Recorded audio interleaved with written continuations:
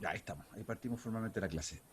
Estábamos en la clase anterior revisando a partir de esta interrogante, ¿cuál es la mejor forma para trabajar en un proyecto?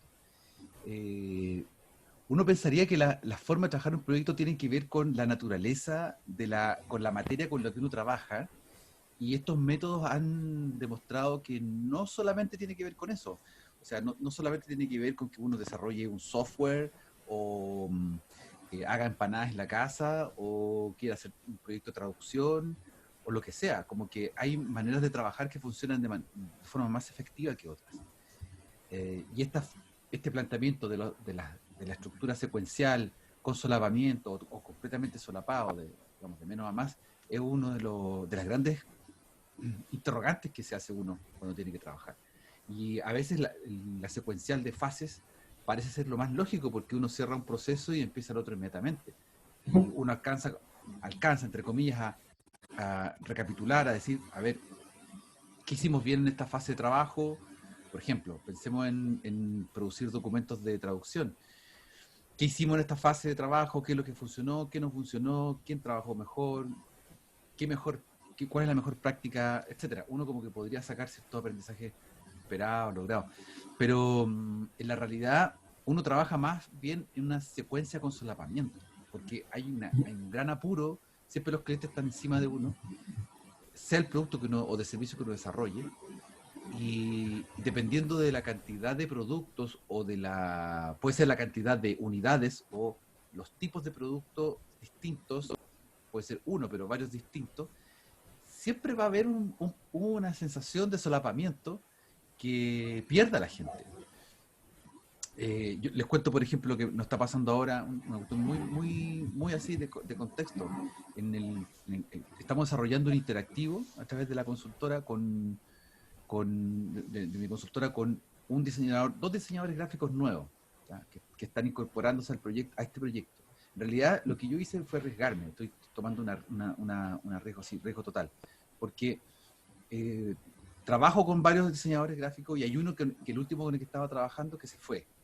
Y, y era como el que tenía, pasa esto, que como que tenía mayor conocimiento y experiencia, o sea, lo formamos en realidad. El tipo llegó como diseñador gráfico que sabía como el típico, pero no tenía ninguna idea de cómo enfrentar cosas de e-learning.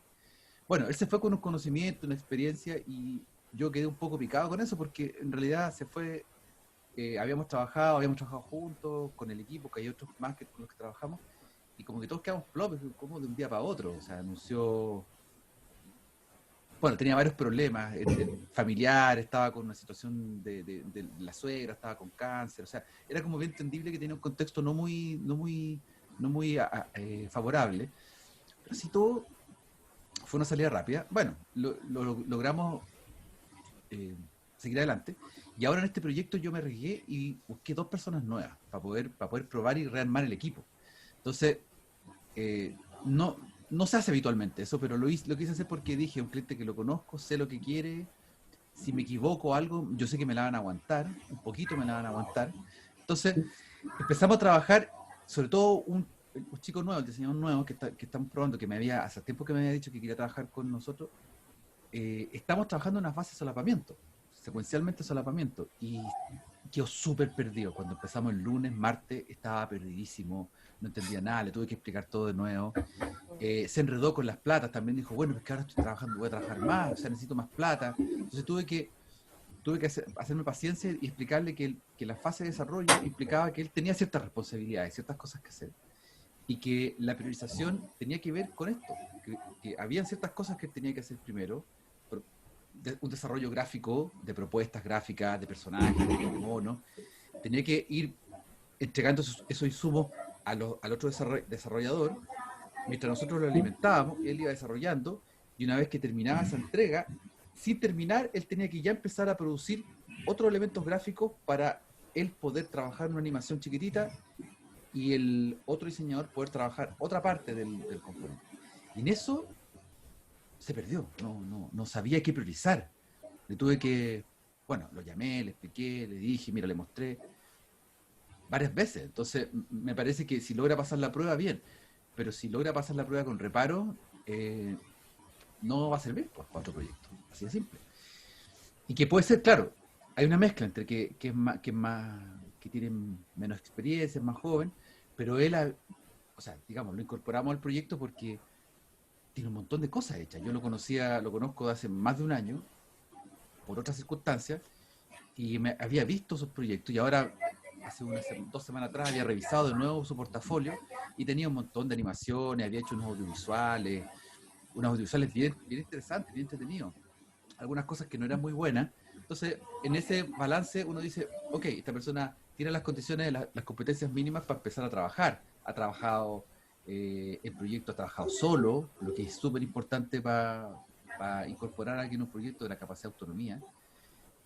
Esta capacidad, un poco como lo plantea Stephen Covey, de ser proactivo, de generar su agenda, de ver cuál es bueno, en fin, pero en la práctica no está funcionando. O sea, hoy día recién, después de la reunión que tuvimos a las 11 de la mañana, tuvimos una reunión de 11 a 2 y cuarto, los 4 que estamos en el proyecto, y recién hoy día como que logró, empezó a como a enchufarse. Entonces, en este momento almorzó y en este momento está retomando el trabajo. Y yo después de la clase debo juntarme con ellos para ver cómo va ese asunto. Entonces, tuve que hacer un cambio de funciones. El otro diseñador, que es más senior, más viejo, asumió una labor de producción inicial que este otro chico debía hacer y que mejor lo auxiliamos rápidamente para no perder tiempo. Y el senior resolvió rápido varias cosas, y no perdiéndose en la lógica del solapamiento en la que estamos trabajando. Entonces, ahí ustedes se fijan que en la práctica uno siempre trabaja de esa forma, porque te está pillando una cierta máquina. Eh, por eso el proceso, y lo que también ocurre en traducción, que es clásico, el proceso de traducción y edición, es un proceso de solapamiento completo. Nadie puede terminar la traducción y decir, ya voy a editar, y después de la edición se acabó el proceso y ahora como que cambiamos la mesa, ponemos otro mantel y empezamos. No, es como que está todo encima, todo arrumado, y uno tiene que mentalmente separar fases del proceso. Eh, bueno, y ayudándose con ciertas herramientas. Entonces, la idea de esta clase, que es nuestra última clase, entre comillas, lectiva, donde vamos a ver una lección de contenido, quiero que revisemos el proyecto del Scrum. ¿Pudieron echar una mirada al documento? ¿Qué impresión les llevó? El documento no es muy largo, es rápido de leer, entre comillas, porque no es muy largo, no tiene muchas páginas, pero tiene harta información. ¿Qué les pareció? A mí se me pasó a leerlo. Allá. Chan. Lo siento. Fabiola, Ah, ¿leíste me algo? encontré. Primero, profe, el texto que nos pasó está traducido de otro texto en inglés, ¿cierto? ¿O Sí, no? sí, de inglés. Sí, Y, porque lo noté y dije, hoy hay algunas cosas acá como que le sí, cambiaría.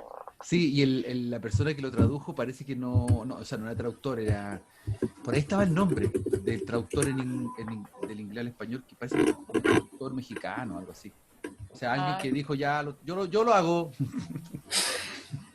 y se notaba un poquito. Bueno, y en cuanto al contenido, am, bueno, primero encontré tal vez como que, no sé, como que había harto de vanagloriarse, como de este proyecto es súper importante y se usa en todos lados en el gobierno. Yo imagino que sí, lo encontré igual un poco entretenido. Um, el equipo Scrum y todo lo que es como Ahí el está. tema de cómo se dividen los equipos de trabajo, lo encontré bastante efectivo, no obstante, al mismo tiempo, personalmente sentí que era mucho, porque hablaban en una parte que habían que hacer reuniones diarias, todos los días, aunque eran de Sí, 15 minutos, sí, para ver un poco el tema de cómo estaban avanzando los equipos, que eran como 3, creo, digo, está como el dueño, el equipo de desarrollo, está la persona que hace los equipos de Scrum, como el máster de los Scrums, y eso. Entonces decía que había que tener hartas reuniones. Y sí, yo que no estoy tan acostumbrada a eso, es como, hoy tantas reuniones todos los días para colmo. Porque hablan claro. de esas reuniones y para colmo hay que tener otras reuniones más que es para evaluar cómo les fue como con el proyecto o cómo les está yendo. Y después hay una reunión Sí, para cuando terminó el proyecto. sí, es como uno dice, wow, esto es como un método de reunionitis compulsiva, obsesiva, tremenda. Sí, sí, da esa sensación cuando uno lo lee. Sí. En el papel la gente nunca hace tanta reunión. Y lo que pasa es que hay otro factor que nuestra cultura chilensis, o tal vez nuestra cultura muy latinoamericana, es que la reunión siempre se transforma en cualquier cosa. En cualquier cosa. O sea, las reuniones efectivas son dificilísimas de lograr. Y las reuniones, lamentablemente, muchas reuniones efectivas que son cuando alguien tiene que retar a otro por el trabajo mal hecho. Como que la máxima efectividad. Yo he estado en reuniones así terribles, entre quelateras, y otras reuniones que han sido como de muchas, como de peleas, más de enfrentamiento más que de resolución. Pero las reuniones que, por ejemplo, nosotros hacemos en el equipo, tratamos de que sean súper acotadas, porque primero no hay tiempo y además que sabemos que la concentración se va y se va. A veces me ha pasado, justamente yo tratando de aplicar este método, que creo que lo hice para otro proyecto y no lo apliqué bien, porque se creó cierta confusión. Y que estamos hablando de gente de 30, 35, 40 años, o sea, no estamos hablando de niñitos del colegio que estén recién enfrentándose a una reunión, o sea, gente que ha trabajado ya en equipos, que ha hecho cosas, y hubo cierta confusión porque teníamos 2 reuniones semanales. O sea, en el calendario, tú mirabas el calendario Google y habían 2 reuniones semanales del equipo. Pero no estaban todos citados al equipo, a las reuniones, sino que había una reunión de diseño de contenido, de curatoría de contenido, y había otras reuniones de entrega de esos contenidos a la fase de producción de los diseñadores gráficos y multimedia. O reuniones que los diseñadores gráficos multimedia nos entregaban a nosotros, nos presentaban los desarrollos para nosotros hacer los comentarios y hacer el checklist de las cuestiones para poder... Entonces, esa reunión de quién dirigía a quién le mostraba a quién, un poquito aplicando la lógica del sprint del Scrum, chuta, se empezaba a perder. Tuve que simplificar. Pero nunca las reuniones eran largas, pero tuve que simplificar. Porque la idea de fondo es como poder entregar un insumo para que el otro entienda bien de qué estamos hablando, cuál es el producto. Encontré un video bastante sensato sobre esto. Quiero que veamos unos minutos. El trabajo para el desarrollo y mantenimiento de productos que pueden ser muy complejos o pueden ser muy sencillos. Esta es una de las metodologías ágiles más representativas y más utilizadas en la actualidad. Su enfoque inicial es para atacar proyectos de software. Sin embargo, puede ser fácilmente adaptable a cualquier contexto o a cualquier área del conocimiento, ya que entre sus principales características es que es muy fácil de entender, es muy liviano, muy ligero, aunque puede ser un poquito complejo de implementar si no se siguen bien sus reglas. Veamos básicamente qué consiste. Este es el ciclo de vida de Scrum. Básicamente Scrum se compone de 3 roles principales. Tenemos el Product Owner, el Scrum Master y el Team Developer. El Product Owner es la persona que está del lado del cliente, es la persona que representa a ese cliente. Podemos compararla con el ingeniero de requisitos, que se va a encargar de levantar toda la información y conocer de primera mano todas las necesidades del cliente. Y luego esta persona se le va a transmitir tanto al Scrum Master como al Team Developer para que ellos se encarguen de construir esa necesidad. El Scrum Master es un moderador, podemos decir entre comillas que es el líder del equipo de trabajo. Sin embargo, no es la persona encargada de dar órdenes ni decir cómo deben hacer las cosas. Básicamente va a moderar y va a ayudar para que el Team Developer pueda entender cuál es la necesidad del cliente y cuál es la necesidad que el Product Owner les ha manifestado. El Team Developer es el equipo de desarrollo. Son todas esas personas altamente capacitadas para dar solución o construir la necesidad que el cliente solicita. Independientemente de sus roles, este Team Developer va a ser conocido como los desarrolladores. Todos son desarrolladores dentro del equipo de trabajo o dentro del equipo de desarrollo, pero básicamente ese es un rol que se les da, porque van a ser desarrolladores, van a ser testers, pueden ser analistas, entre otras funciones dentro de ese equipo. El ciclo de vida de Scrum es muy simple de entender. Inicialmente, el Product Owner va a definir un artefacto, un documento que tiene la lista completa de funcionalidades o necesidades del cliente. Ese artefacto se llama el Product Backlog o la pila del producto. Allí va a plasmar toda esa cantidad de necesidades, todas esas ideas, todos esos requisitos que darán cumplimiento a la solicitud del cliente. Posteriormente le va a manifestar esas necesidades al equipo de desarrollo y al Scrum Master. Eso lo van a hacer en una reunión llamada el Sprint Planning Meeting. Allí se va a planear cómo se va a dar solución a una primera fase de ese producto final. Como resultado del Sprint Planning Meeting, vamos a obtener una lista de funcionalidades llamadas Sprint Backlog. Estas son tomadas del Product Backlog y básicamente consisten en ese conjunto de requisitos que se deben construir en un tiempo de 1 a 4 semanas. Ese tiempo es llamado el Sprint y básicamente ese es el corazón del Scrum, ya que el sprint corresponde al proceso de desarrollo o construcción de la necesidad del cliente, pero divididas en un módulo funcional o en un producto incremental. Como lo mencioné, el tiempo de desarrollo debe ser entre 1 y 4 semanas, dependiendo de la complejidad de las funcionalidades definidas en el Sprint Backlog. En el sprint intervienen el Scrum Master y el Team Developer. El Team Developer son los encargados de desarrollar y construir esa necesidad que define el sprint. Y el Scrum Master se va a encargar de ayudar y de facilitarle las cosas para que el Team Developer pueda trabajar. Esa persona también puede ser parte del Team Developer. Sin embargo, como Scrum Master, va a ser el moderador para que ese Team Developer entienda muy bien cuál es la necesidad y les pueda ayudar para el cumplimiento de su objetivo. Una de las actividades más representativas del Scrum son los Daily Scrum o las reuniones diarias. Esas reuniones tienen como objetivo hacer seguimiento diariamente a todos los procesos que tengamos dentro del sprint. De esa manera se reúnen el Scrum Master y el Team Developer y se van a hacer una serie de preguntas muy puntuales.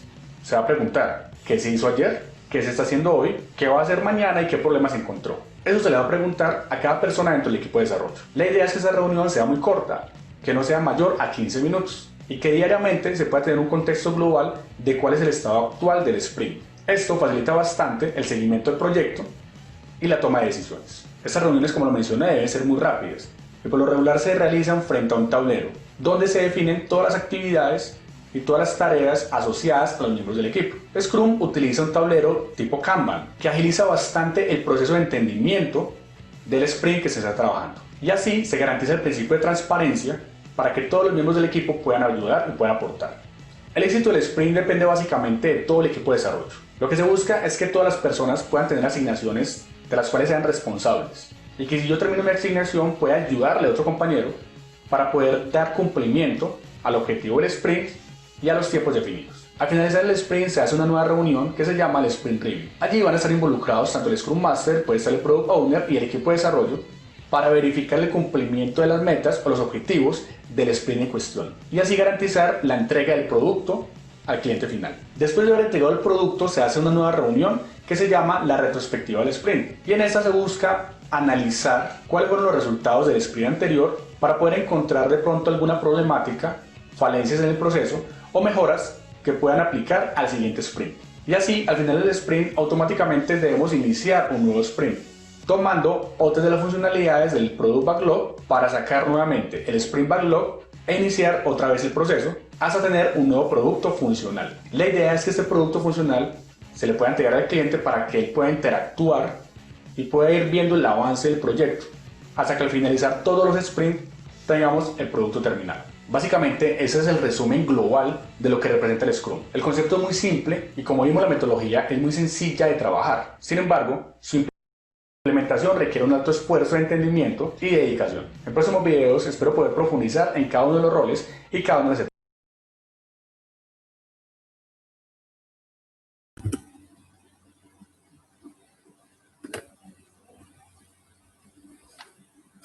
Ahí tenemos ya entonces una idea fundamental de lo que es el Scrum, Spring.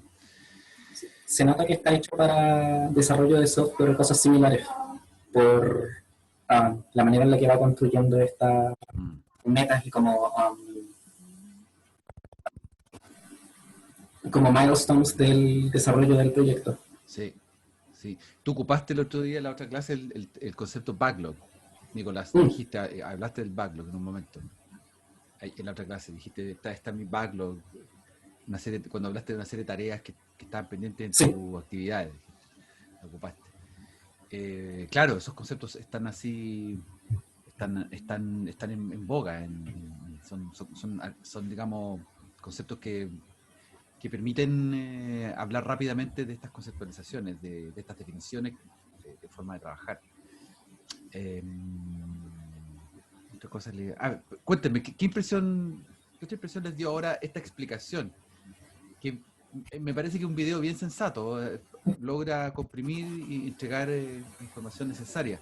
Es cierto, hay unos problemillas así como de inglés, traduccioncillas, cosas chiquititas, pero que uno deja pasar nomás porque, bueno, sí, el objetivo acá es entender el modelo. Sí. Fabiola, ¿algo que te haya aclarado más con respecto a al documento? Al documento fuente, madre. Tal vez un poco la definición del product owner Sí. me quedó un poquito más clara. Sí. Porque cuando creo que la traducción que está en este habla acerca de como la lista de productos, una cosa así. Cuando habla de qué es lo que hace el dueño del producto, entonces yo pensaba que era tal cual como la persona que había creado empieza con todo esto, pero no necesariamente como un representante, como Claro. él explica acá. Entonces, Sí, eso estaba confuso en el documento. Sí, Totalmente de acuerdo. esto me ayuda a dilucidarlo un poquito mejor. Sí, totalmente. Porque es una pieza clave que uno llega sobre la marcha a esto. O sea, todas las cosas se construyen mucho con la experiencia, pero como decían por ahí muchos expertos en educación, que el autodidacta puede demorarse mucho tiempo, pero ¿para qué ser siempre autodidacta si existen métodos con los que uno puede acercar la brecha rápidamente y poder empezar con algunos conceptos fundamentales? Yo veo, hay dos cosas que a mí me llaman la atención del Scrum, que por eso hay otros métodos, hay unos libracos así tremendos de procedimiento, pero ¿para qué? ¿Para qué meternos en esa lógica? O sea, dejémoselo a los ingenieros de sistemas y otras cuestiones, a nosotros no nos sirve para el día a día. Sí nos sirve por curiosidad, si queremos meternos más en ese tema, obviamente, y podemos hacer un curso sobre eso, ser expertos. O sea, yo veo que, por ejemplo, una certificación en Scrum que ustedes tuvieran, no sé, se embalan y quieren hacer una... Y eso les puede, o sea, claramente en el mundo laboral les va a generar una chapa así grande. Wow, esta persona puede ser un product owner en un proceso, o sea, puede incorporarse a trabajar muy bien. O sea, hay una serie de ventajas con tener certificación y meterse en este tema, porque de ahí uno avanza a otros temas. ¿Ya? Pero bueno, no me voy por las ramas, vuelvo a lo que quería decir, que el concepto del product owner es muy importante. Generalmente no se tiene. Y cuando se tiene un concepto muy extraño, que es que el cliente tiene razón, pero no tiene idea. Y como no tiene idea, yo le voy a enseñar primero en traducción, a saber qué es lo que es una traducción, porque este tipo es un ignorante, no sabe lo que es traducir, no entiende lo que es traducir, interpretar, no entiende los costos, los tiempos, los valores asociados, la pega que hay detrás. Ya, esa es una. Y lo otro es el sprint mismo, o sea, el proceso, el flujo de trabajo que es solapado, no es un proceso que tenga que sea una fase final terminal. Porque si ustedes imagínense que ocurren dos cosas. Si tenemos el concepto tradicionalmente errado del dueño del producto y del proceso. Tenemos un dueño de producto que nosotros creemos que nos acaba de hacer un pedido de un servicio, de un producto. Tomamos nota, tenemos correos de respaldo, así súper doméstico, correos de respaldo, tuvimos una reunión, conversamos, me entregó tales cosas, los documentos, el producto que quería lograr, valoricé eso, parece que está todo en regla, ¿cierto? Y tenemos una fecha de término. Voy a mi casa. Listo. Pongo la fecha de término y me pongo que ya el 30 de octubre tengo desde ahora 10 de septiembre al 30 de octubre para, pongámosle 30 de noviembre, terminar el proyecto. Y empezamos. Chuta, viene el 18, la semana como vacaciones, entre comillas, no se hace mucho, que eso es clásico en toda la empresa. Por lo tanto, como que el 26, 25 de septiembre recién empieza el proyecto, de verdad. Y quedan como 2 meses de trabajo. Y uno empieza a trabajar, porque está todo claro. Le haces una entrega de lo primero a, supongamos, al 15 de octubre, una primera entrega de una parte para tal cosa. Y la entregas como si fuera una entrega final. Y te encuentras con la tremenda sorpresa de que el cliente te dice que eso no era lo que quería. Que no tiene nada que ver, que está lleno de fallas, que hay errores.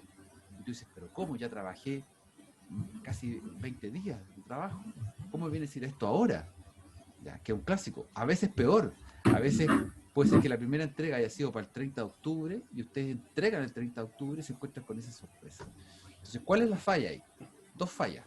De no haber conceptualizado al dueño del producto, de no tener claro quién es la persona que va a hacerse cargo de entender tal cual el cliente externo, el cliente de verdad final, entender la lógica del producto. Entonces, uno lo que hace es cuando no puedes tener más personas que estén a cargo, es estar hinchando un poco al cliente. O sea, preguntándole, ¿está bien así?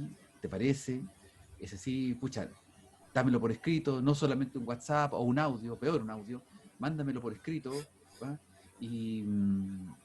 O sea, créeme, estas son discusiones todos los días. Si yo hablo clientes que me mandan audio, yo digo, ya Daniela, por favor, mándamelo por escrito, por favor, para que lo tengamos. Ya, por supuesto.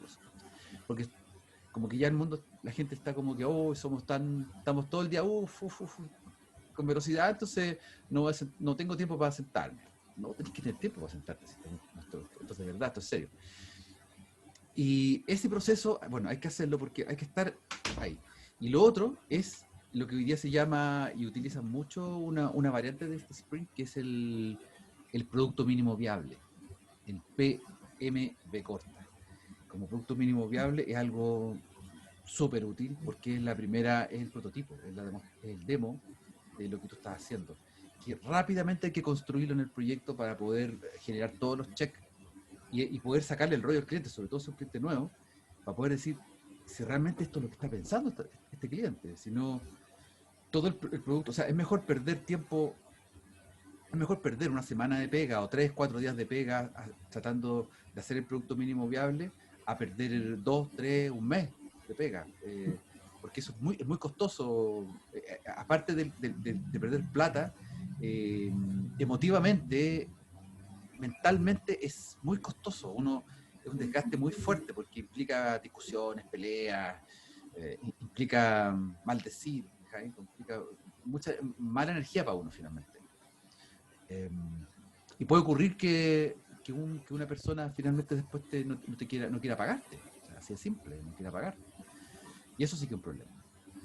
Bueno, esas son las dos cuestiones que yo más resalto de este aspecto, porque de este modelo, porque por un lado, sí, bien es cierto, hay una cantidad de trabajo que se entrega, pero ese trabajo, si uno hace una buena planificación y genera una tabla de entregas donde el producto mínimo viable aparezca como el elemento, el check inicial y más potente que entregue el mejor feedback posible, con eso ya yo puedo avanzar mejor en otro aspecto. Ahora, fíjense que lo de las reuniones diarias o el daily scrum o la incorporación de nuevas tareas al sprint hace que se produzca este fenómeno que yo les mencionaba del solapamiento y que a algunas personas les cuesta entenderlo porque han estado toda su vida, y yo creo que todos, o sea, yo no me puedo decir, oh, ustedes y yo no, porque yo vengo de un limbo donde no, mentira, o sea, todos hemos sido criados en una lógica súper industrializada, una mentalidad industrializada de Henry Ford, el Taylorismo, como le llaman en recursos humanos y en todo lo que tiene que ver con el estudio del trabajo, el Taylorismo, o sea, la producción así, viene el carrito, el chasis del auto, le chanta la rueda, hay otro que le pone el perno, el clásico le pone el perno, el otro pone la carrocería, no, la carrocería no, primero los asientos, después la carrocería, qué sé yo. Van esas fases de producción que están de documental en blanco y negro, es como de documental en blanco y negro, como de los inicios de la industrialización, esa mentalidad taylorista, porque lleva el nombre de Taylor, no me acuerdo el nombre, pero el apellido es Taylor, un tipo que fundamentó toda esta forma de producción, que fue una gran novedad del siglo, especialmente el salto del siglo XIX al XX. Pero después de eso, cuando empiezan a aparecer toda esta velocidad de productos, servicios, el taylorismo queda totalmente atrás. Y nosotros no estamos acostumbrados, y en ese sentido nadie tiene la culpa, es como una cuestión muy cultural, que ver los procesos de traducción, de generación de contenido, todo como si fuera una fase lineal. Y es que cada día que pasa, que yo también lo he experimentado cuando estaba en reuniones de trabajo con otra gente, que les cuesta mucho, a algunos les cuesta mucho, o son flojos simplemente, ¿no? Como que no quieren pensar un poquito, perdón que lo diga directamente, pero es como que o sea, hay una pereza mental de pensar las cosas como en un poquitito de multitasking, así como dos dimensiones, o sea, ver que lo que tú estás haciendo tiene una repercusión acá y de lo que viene, y hay otra cosa que viene acá que tienes que retomar. O sea, como esa linealidad de productos define a un profesional más efectivo que a un profesional que a lo mejor no es profesional, simplemente que quiere hacer un trabajo a contrata o a honorario con una paga por una tarea específica. Eso también funciona. O sea, eso lo hacemos, todo el mundo lo puede hacer. Pero meterse en un proyecto de verdad y sobre todo meterse en una dimensión de emprendimiento, uno necesita estar atento de lo que viene atrás, de donde estoy yo y el futuro. O sea, como uno tiene que estar en tres tiempos a la vez. Y el sprint lo que hace un poco es eso, de entregarnos la lógica de que cada día tú vas tomando la colita de atrás, la de hoy, y vas proyectando para mañana. Y mañana ya es la cola de hoy. Y sí. Entonces, por eso el dueño del producto tiene que ser una persona, ojalá interna de la empresa, que pueda tener la sintonía fina con el cliente final y que pueda estar todo el tiempo ahí. No se vayan para allá, es para acá tenemos que ir. Como que uno puede irse para el otro lado, no, para acá, alinear. Y el jefe de proyecto, el planificador que está con el equipo, que tiene que ser un equipo lo más autónomo posible, está preocupado de sacar esas tareas diarias, pero también con la Gantt, donde sabe que ya terminamos esto, pero tenemos todo esto por delante. Y todo esto por delante a lo mejor lo vamos a abordar de otra manera para que funcione mejor que lo que estamos haciendo ahora. Eso un poco. No sé, ¿tienen algún comentario, pregunta? Que, Por eso. o sea, probablemente me quedaría más claro habiendo leído el texto, lo voy a leer por lo menos a la rapidez de este texto, pero como que me genera ruido y la fatiga que podría generar el tema de la reunión diaria. Sí. Porque veo que en teoría en el papel es súper productivo el sistema, o sea, me imagino que en el papel es súper productivo, podría funcionar súper bien, pero en la práctica siento que podría llegar a generar fatiga en los equipos de trabajo. Entonces, de todas maneras, probablemente es un modelo idealizado y la idea es que cada equipo lo vaya adaptando a sus propias necesidades. Entonces, claro. O sea, no creo que ninguno de estos sistemas, ninguno de estos propuestas realmente sean pensadas para que en todos los casos funcione exactamente como está escrito, sino que para que se adapten a las necesidades de cada grupo. Claro. Imagínate que tú tienes un equipo de trabajo que llevan trabajando juntos 6 meses, 8 meses, un año. O sea, el WhatsApp, van a comunicarse por el grupo de WhatsApp y los correos. No necesariamente van a ser todos los días las reuniones. Lo que nosotros hacemos harto es eso. El grupo de WhatsApp está activo, horario de oficina, y si no hay reunión, hola, ¿cómo están? ¿Qué vamos? ¿Qué vas tú? Sí, se cuenta, intercambia, pum, foto, ya, esto, listo, ya, ok, vamos. Por la tarde, sí, terminó. Entonces es como, la reunión, hay días que la reunión se cambia por este feedback, en que todos estamos viendo lo que el otro está haciendo. Que de alguna forma, el otro, en un equipo de trabajo, siempre el otro tiene que saber, aunque no esté directamente relacionado con esa tarea que uno está haciendo. Por ejemplo, el desarrollador, en el caso de nosotros, el desarrollador de contenido ya generó los contenidos, los contenidos están siendo producidos en una animación, ya está. Pero lo que está pasando con el animador, el desarrollador de contenidos tiene que saberlo, tiene que entender, porque si va para allá o va para acá, oye, no, es que no era así, era de otra manera. El icono tal o cual, o el dibujo tal cual, tiene que representar simbólicamente tal cosa. Entonces, el desarrollo de contenidos es dueño, es un poco como el dueño del producto, se hace un poco dueño de su parcela, y tiene que velar porque esa parcela esté primero validada con el cliente, y luego él se asegure de que se transmita adecuadamente para el otro lado.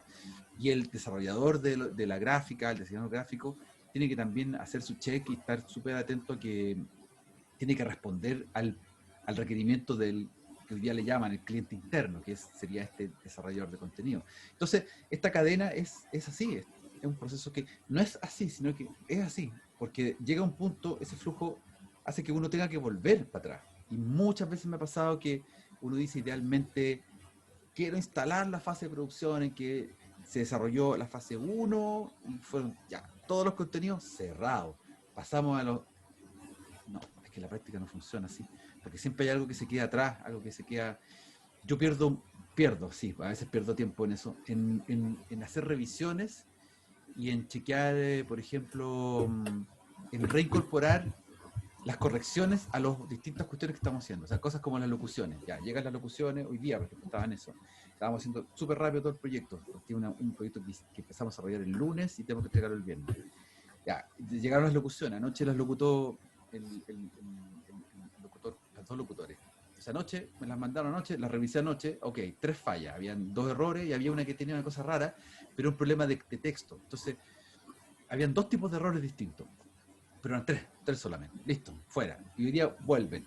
Entonces, eso hay que incorporarlo de nuevo, decir, chiquillos, esto se cambió, y vuelvan atrás. Si ya empezaron a incorporar locuciones, fuera las locuciones, vuelven las otras locuciones. Entonces uno pierde tiempo, pero es parte del Scrum, o sea, del sprint, es parte del ciclo de ir y volver, un ratito, hasta que, ¡pah!, saliste de ahí, saliste. Entonces, es como esa sensación, es como estar así, ¡pah!, salió, y pasaste a otra. Y empezaste otra de una iteración, empezaste otra iteración, ¡pah!, saliste. Y eso es lo que desgasta finalmente, eso es lo que uno dice después de, chuta, ¿en qué se me fue el día? En eso, en ese tira y afloje. Entonces, yo sé que hay días que no sé cuánto, sé que no sé, sé que voy a tomar mucho tiempo en cosas que todavía no sé lo que va a pasar, pero que van a ocurrir por la interacción de las personas que están trabajando, van a ocurrir temas, problemas, errores, algo, y entonces uno está mirando ahí, ya, esto está pasando, hay que resolverlo de esta forma, acá está. Entonces, por eso es importante siempre en los equipos tener alguna jefatura, supervisión, que no es solamente decir, este es el tipo que los va a mandar a los otros. No, es como tener otros ojos que estén mirando desde arriba o desde el lado, como ustedes quieran, la figura. Pero es alguien que no esté ahí metido de cabeza, que le va a costar visualizar lo que está pasando alrededor, porque no tiene tiempo para eso. Por eso la metáfora, o más bien la imagen del supervisor en la calle que están trabajando los maestros haciendo un hoyo y hay uno haciendo un hoyo y hay como 3 mirando alrededor, es como la imagen más macabra de la supervisión, pues como que el supervisor realmente no se queda para nada. Es súper buena como broma, como meme incluso, puede ser hasta un GIF interesante, pero en realidad la supervisión es una cuestión muy importante para que el proceso tenga asidero. Por eso al principio, cuando ustedes empiecen con cualquiera de sus negocios, van a ver que van a estar mucho más agotados de repente por hacer cosas, o sea, porque van a tener que hacer muchas cosas a la vez, y cuando empiecen a liberar un poco, van a sentir un gran alivio, liberar ciertos trabajos, o ustedes mismos empiecen solo a supervisar, o supervisar y hacer una parte. Esa sensación es muy, como que sale un peso encima, porque ya no tiene que estar metido en todos los aspectos. Al principio sí hay que meterse un poco.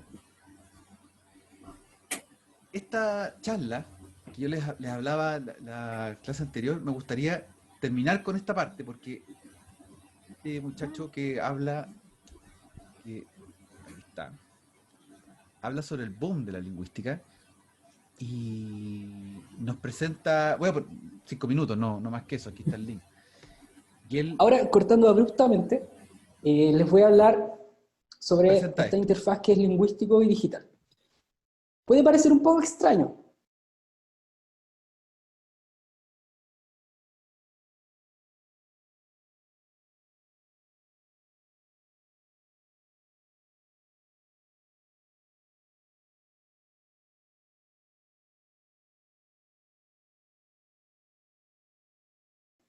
Yo sé que es raro hablar de lingüística y de marketing digital, yo sé que es raro hablar de lingüística y aplicaciones, pero como ustedes bien pudieron ver en la presentación de Valentina, la relación es mucho más estrecha de la que nosotros imaginamos.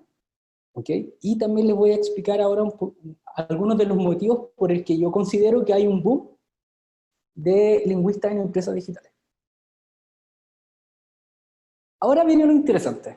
Nosotros somos lingüistas, somos traductores, trabajamos en el área de letras en general, y nosotros estamos así en una burbuja, o hacemos clase, o revisamos texto, o no sé, estamos reclamando por alguna cosa, pero estamos ensimismados.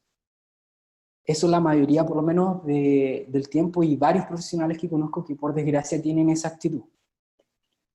Sin embargo, los que sí saben que los lingüistas son unas piezas clave en el desarrollo de las nuevas tecnologías son obviamente las empresas de tecnología. Y yo no estoy hablando de startups pequeñas, estoy hablando de Amazon, estoy hablando de Google, de Apple. Entonces, si nosotros pensamos lo siguiente, nosotros tenemos estas empresas que son gigantes digitales. Estas empresas tienen un alcance mundial. Y estas empresas llegan exactamente en el idioma del mercado que ellas quieren dominar. ¿Qué mejor que un lingüista, un traductor, para liderar todo el proceso? Y es una cosa que nosotros lingüistas y traductores tenemos que entender. Nuestro trabajo va más allá de traducir texto. Nuestro trabajo puede ser muchísimo más interesante. Por una cuestión de entregable, ¿cierto? Yo entrego un producto en una lengua X, y también por una cuestión de conocimiento técnico. El conocimiento técnico que un traductor y un lingüista tienen es por lejos mucho más acabado que el conocimiento de un periodista, por ejemplo. Nosotros hacemos esta vieja broma que traductores y periodistas son un mar de conocimiento. Los periodistas un mar de conocimiento con 1 centímetro de profundidad y los traductores con 5 kilómetros de profundidad. Yo sé que puede haber algún periodista acá, por favor, no se enoje. Es algo que se habla en el círculo de traductores, ¿ok? No es algo que se me ocurre a mí. Ahora, ¿cuáles son algunas de las razones más evidentes por las cuales estas empresas tecnológicas nos están buscando? Primero, porque como estos negocios digitales tienen un alcance que es global, necesariamente se ven obligados a contratar a especialistas en comunicación intercultural en este contexto de globalización. ¿Ok? Nosotros tenemos que entender que lingüistas, nosotros tenemos un conocimiento que va más allá de la gramática, ¿cierto? Nosotros no estudiamos gramática contrastiva, nosotros estudiamos lingüística contrastiva. La lingüística contrastiva va más allá de los aspectos básicos del análisis lingüístico, ¿cierto? Fonología, fonética, morfología, sintaxis, y por ahí va. También esto está muy relacionado con el desarrollo tecnológico. Si nosotros comparamos un smartphone de 2010 a 2020, vamos a ver que la forma en que el teléfono se comunica con nosotros cambia completamente. Esto también está muy relacionado con la naturalidad en que la Human Machine Interface y la interfaz de usuario se comunican contigo. Estoy hablando que la máquina se comunica contigo. O sea, la máquina lo que hace es entregarte una respuesta lingüística o un estímulo lingüístico que tú vales. Y esto es súper simple. Cuando nosotros entramos a un chatbot, mandamos un mensaje y esperamos una respuesta a nuestra pregunta. Los 2 puntos anteriores están relacionados con experiencia de usuario. Lo que las empresas de tecnología buscan es acercar la tecnología al usuario en una interfaz escrita. Nuevamente en una interfaz escrita. Y finalmente, yo creo que los proyectos más ambiciosos de estas empresas como Amazon, Google, Microsoft, son los asistentes inteligentes que están accionados por voz. Y este trabajo por lingüista es una cosa que es sensacional. ¿Por qué? Me voy a enfocar en chatbot, que es a lo que tenemos acceso más inmediato. Entonces supongamos que yo voy a comprar un pasaje de avión en Google. ¿Okay? Google tiene un chatbot, de hecho. Supongamos que yo quiero cambiar el pasaje. Y yo les pregunto a ustedes, ¿de cuántas formas una persona puede solicitar un cambio de pasaje? Piensen cuántas formas. Yo, sin pensar, ya pensé por lo menos 4. Vamos a ver si hay alguna respuesta por ahí. Bueno, yo soy tan boomer que no sé dónde ver. Estoy, en fin. Entonces, piensen a una persona. Por eso también, ellos no entienden nada de lengua. Ellos entienden sintaxis, claro. Programar tiene sintaxis, pero una cosa es sintaxis computacional y otra cosa es sintaxis de una lengua de un ser humano. Son cosas que son diferentes. ¿Ok? Y si nosotros vemos, esto realmente no ha cambiado. O sea, los lingüistas y traductores realmente tenemos espacio en estas grandes empresas. Si se dan cuenta, aquí tenemos algunos ejemplos. De académica de lingüista a investigadora en Microsoft. O sea, para quien es lingüista como yo, ese sería así como el sueño máximo. Trabajar en el ámbito digital, hacer una investigación en lingüística. O sea, una locura. 8 trabajos de tecnología para lingüistas. Los lingüistas que enseñan a leer, hablar y escuchar a las máquinas. Por eso yo le estaba diciendo, es interesante tener conocimiento de metodología de enseñanza de lengua extranjera. ¿Por qué los gigantes de la tecnología están buscando académicos de lingüística? Académicos de lingüística. Es una cosa que para mí es sensacional.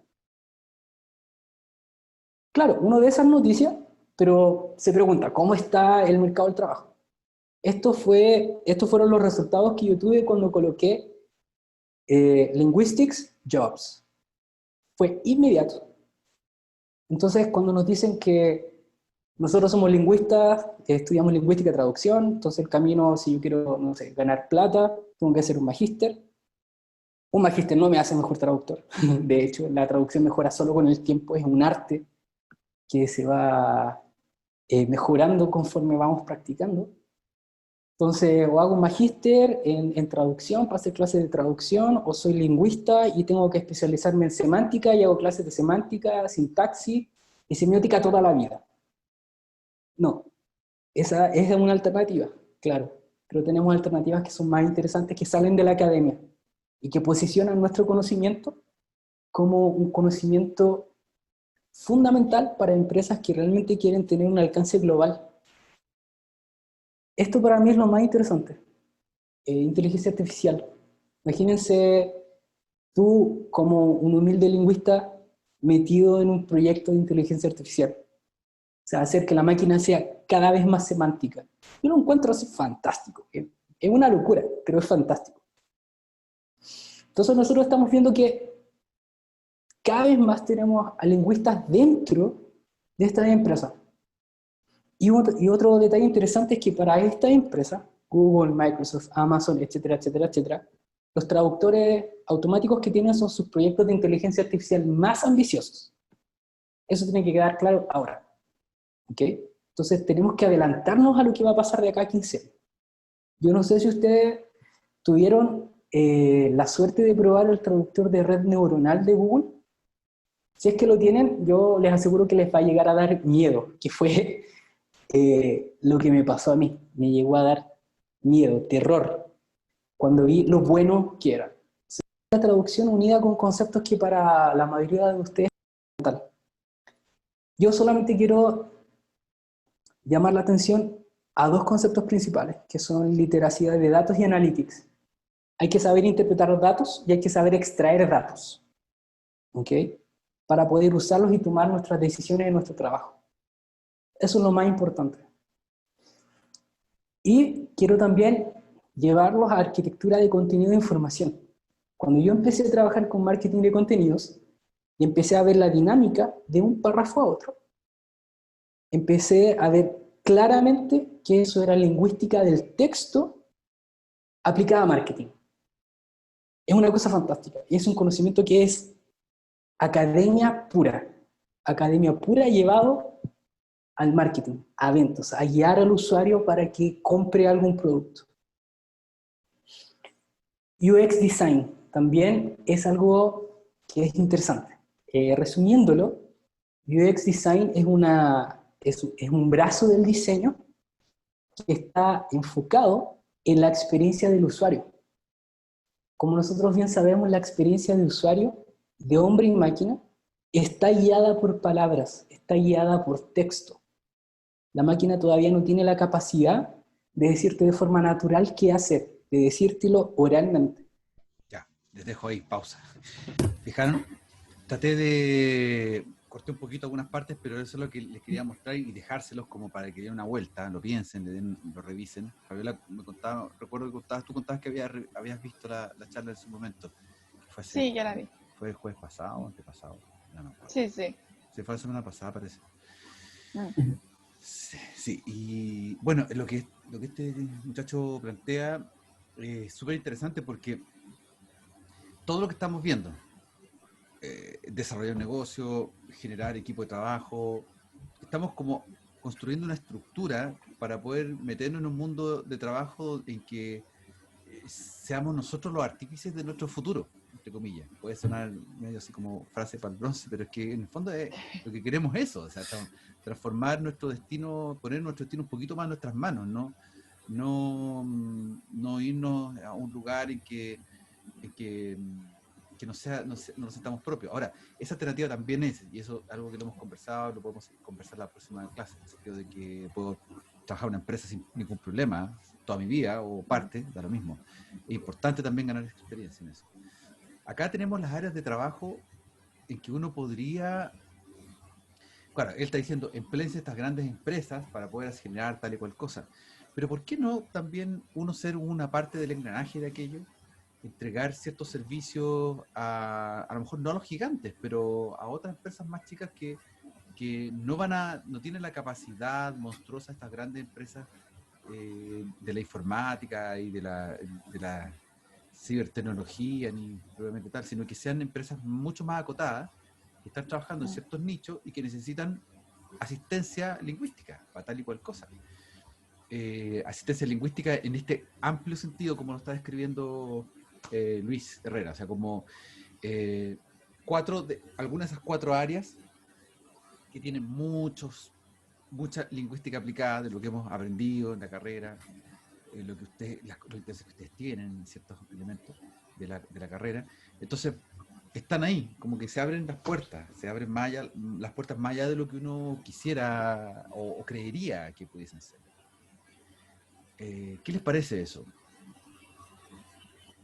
¿Qué les parece eso bueno, de las cosas que escuchamos de la O selección? sea, no alcanzó a hablarlo más en profundidad, pero me quedó dando vuelta el tema de los chatbots.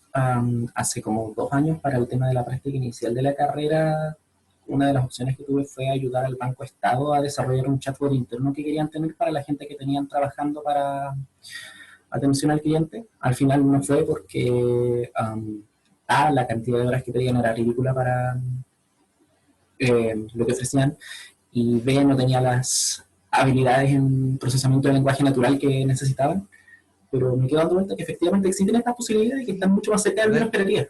Tú lo contaste, me acuerdo, tú contaste eso en algún momento. Sí, sí. Claro, además, bueno, ahí tú te das cuenta la desvalorización que tienen ciertos productos, que de repente dicen, claro, queremos hacer un chatbot, desarrollarlo, que vale X plata de tiempo, recursos, especialización y todo, por $2.50, una cosa como ridícula, o que quieren que sea hecho de una semana para otra. O sea, claro, ¿no? Mostrando una ignorancia, una falta de tino, de criterio así espantosa, que esa es la otra cuestión que lo que hay que luchar en Chile, que en Chile la gente es demasiado poco seria en términos de enfrentar los proyectos y están amparados en la lógica de la excusa barata de que el cliente tiene la razón, por lo tanto, si lo podía hacer, sí, si no, no, pues, no, pues ya no, pues.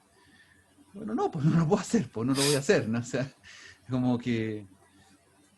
y cuando uno le contesta así, pues, lamentablemente hay gente que dice, sí, lo puedo hacer, y lo hace de cualquier manera, mal, más o menos, nunca bien, malo, más o menos, y ese más o menos a veces le satisface al cliente, entonces por lo tanto sigo con ese, y así hay muchas agencias, empresas que se han formado, se han forjado y siguen, y tienen una rotación tremenda de gente que entra y sale, porque obviamente tienen que pagar muy mal para que puedan acceder a eso. O sea, es una lógica, una cadena de valor súper desvalorizada, porque si me pagan 100 pesos por algo que en realidad en el mercado vale 1000, entonces o tengo 15 años o no tengo que comer y por lo tanto voy a hacerlo porque lo necesito y listo. Y después apenas encuentre otra cosa que me paguen 20 pesos y no 10, me voy corriendo. Entonces, bueno, ya, se nos acabó el tiempo, por aquí quedamos. Es súper interesante. A mí este tema podríamos hablar toda la tarde, porque hay tanto que ver aquí. Yo creo que se hacen un poco cortas las clases pensando en la cantidad de temas que empiezan a aparecer cuando uno revisa, como que cada cosa es un puntal, una excusa para poder hablar de otras cuestiones. Yo lo tengo pendiente, que lo voy a dejar para la clase siguiente, no la próxima. De repente puede ser la próxima o tal vez la siguiente, vamos a ver con el tiempo. Pero de todas maneras tengo pensado mostrarles, que les había prometido, no lo hice durante el semestre, mostrarles un Excel y una planificación acá más o menos como habitual, típica, y un Excel de valorizaciones de productos también. Que también es importante. El otro día un primo mío que está desarrollando también un emprendimiento, él es bajista profesional y ha tocado con un montón de gente, y se le acabó la pega, pues. Entonces a partir de marzo se quedó sin trabajo porque lo que hacía era, estaba de viaje todo el tiempo, con Andrés del León, como con 3 o 4 artistas que se paseaba por los casinos de Chile tocando. Él es súper ordenado, ¿no? Es muy religioso, también tiene una cosa ahí como... nada, o sea, súper ordenado. Bueno, y armó un juego que se llama Empático, empático.com. De repente lo pueden ver, Empático, parece Empático, sí, Empático, con una H intermedia y con KO. Se los voy a mandar por si acaso lo quieren ojear. Para que vean un emprendimiento así hecho ahora, así. Ahí está. Eso no, sí. El profe tiene japonés. Sí, se está. Sí. Lo está espiando Google súper bien. Ahí está, se lo mandé por el chat. Entonces, Empático. Empático. Bueno, él es un súper buen ejemplo de alguien que no sabía, nunca había hecho un emprendimiento y se lo propuso, venía trabajando en esta idea hace como 2 años, pero no le había puesto alas, y este año se encerró, o sea, marzo, abril, mayo, encerrado, y lo lanzó. Y les puedo contar esa experiencia también de cómo lo lanzó, y les puedo mostrar una valorización que hizo a partir de una ayuda también que yo le hice para poder valorizar productos con el Excel. Ya. Pero eso para la próxima. La próxima semana, entonces, martes, tenemos nuestras presentaciones. ¿Cierto? Sí, presentaciones. ¿Ya? Así es que, bueno, cualquier cosa conversamos antes, pero haríamos la presentación por sorteo. Quien quiera partir con su Canvas el próximo martes. Nicolás o Fabiola, ustedes vean cuál de los dos quiere partir. ¿Ya? Profe, ¿había puesto alguna rúbrica de eso en el Classroom? Es que no. Sí, la voy a buscar de nuevo. Y se la... Por favor. Sí, la voy a buscar. La voy a buscar. Y les mando el link para que lo vean. Gracias. Ya. Gracias. Ya, pues, que estén muy bien, chiquillos. Nos vemos el próximo martes. Buen fin de semana. Sí. Buen fin de semana. Chao. Que estén bien. Chao, que estén bien. Igual, chao, que estén bien.